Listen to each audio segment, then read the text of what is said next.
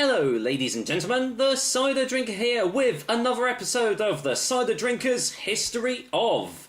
If you missed my last episode, this is a new little mini-series I'm going to be doing, where I'm going to be looking at the biggest and the best cider companies out there and giving you a little bit of a backstory behind them and checking out some of their product ranges and doing a little Q&A with one of the members of the team, basically for the benefit of you guys. So if you've never heard of the company before, you can go and check them out, have some of their ciders, and hopefully have a bloody good time doing so as well. Today, I am going to Herefordshire, to a company that I've done many a review of, and they are easily one of my favourite cider companies out there. Today, we are going to be doing a little history of Dunkertons Cider Company. Dunkertons Cider Company have been going for 37 years, and in that time they have produced some amazing multi-award-winning ciders, from their dry organic to their black fox to their perry. They've got some absolutely amazing drinks, and their range just keeps on improving and improving as the years go on. Originally based in Pembridge, Herefordshire, the Dunkertons Cider Company prides itself on every single one of their ciders being made from organically grown apples. No added extras, no nasties, no chemicals added, just pure, wholesome and damn good tasty cider. But don't take my word for it. Here's a little Q&A session that I did with Bean Benson, the managing director of Dunkertons Cider Company at this moment in time. How did your cider business start off? Susie and Ivor Dunkerton founded the business in 1980 after they decided to relocate to Herefordshire from London and were looking for a sustainable way of achieving the good life lifestyle. When did you realise you loved cider? When I was a student at the Royal Agricultural University, formerly the RAC, in Cirencester, although loved drinking it might be more accurate. I wasn't much of a connoisseur back then, and the varieties were provided by my students' friends, making scrumpy on their parents' farms. Did you draw inspiration from anyone or have any idols you looked up to? Ivor and Susie Dunkerton, who introduced me to a whole new world of cider, making in harmony with the environment that creates a quality product that they work tirelessly to perfect.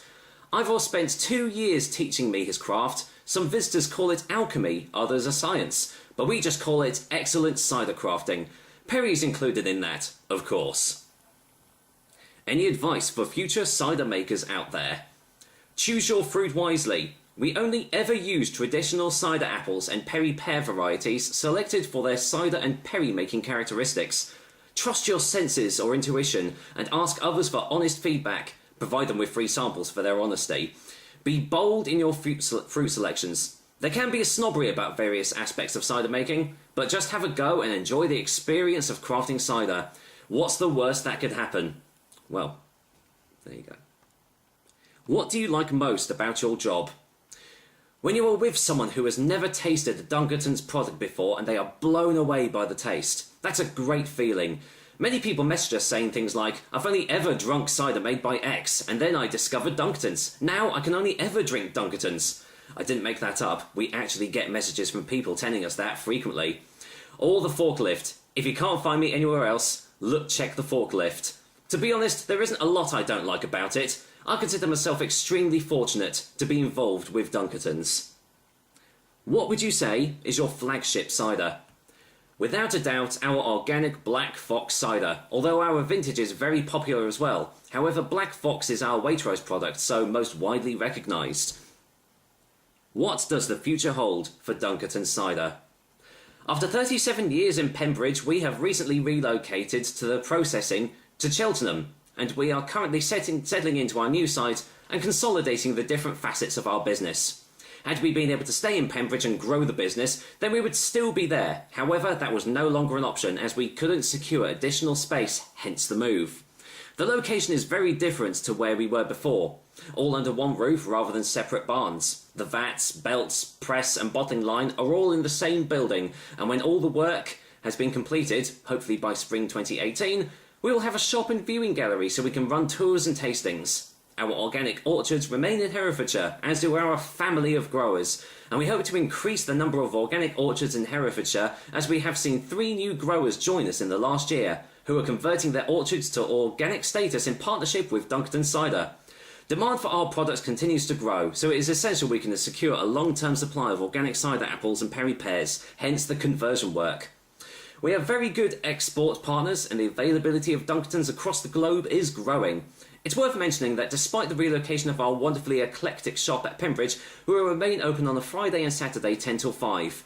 We also have an online shop where people can buy direct from us. So there you go, there's a little history of the Dunkertons Cider Company straight from the horse's mouth, or the apple maker's mouth, or something like that.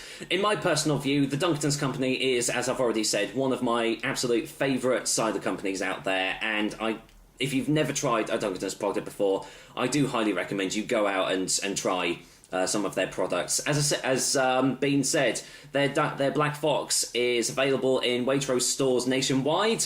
I know my local one does it, and I'm very happy for that because it is easily like one of the nicest ciders I've ever tasted. But honestly, if you do, I mean, as I say, they're going to have an online shop soon, hopefully by early next year, and you'll be able to buy all of their products here. But as you've already seen, I have got a bottle of their Court Royal cider to try out and to review. And I know that this is sort of a semi-rare sort of cider, so it depends on like the seasons and how things are grown and stuff. So look out for that in the future. But for now, that is another episode of the Cider Drinkers History of. Join me next time where I will be delving into someone else's history. Until then, I'll be back with another delicious and tasty cider soon. Take care, guys. Until next time.